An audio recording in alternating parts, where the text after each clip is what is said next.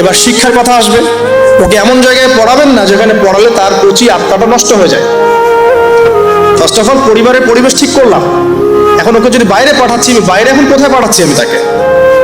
বাইরে যদি এমন জায়গায় পাঠাই যেখানে গেলে তার কচি আত্মাটা নষ্ট হয়ে যাবে, সে সেক্সুয়াল হ্যারাসমেন্টের শিকার হবে, সে ফ্রি মিক্সিং শিখবে, সে হাম্পি ডাম্পি এসব শিখবে, অন ইসলামিক কালচার অভ্যস্ত হবে।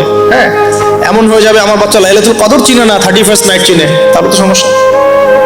তাহলে ওকে আমাকে পড়াশোনার ক্ষেত্রে এমন এনভায়রনমেন্ট দিতে হবে যে এনভায়রনমেন্টটাতে সে দুনিয়ার জ্ঞানগুলো অর্জন করতে পারে, পাশাপাশি পরকালীন জ্ঞান অর্জন করতে পারে।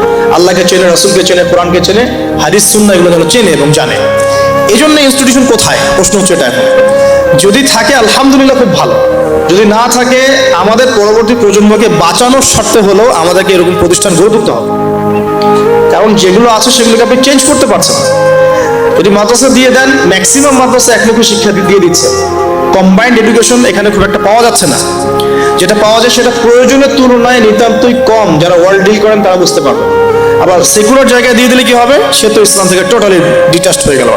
তো প্রতিষ্ঠানের রিফর্ম করতে হবে, অথবা নতুন করে গড়ে তোলার চেষ্টা করতে হবে, বা সিলেবাসে পরিবর্তন আনার চেষ্টা করতে হবে।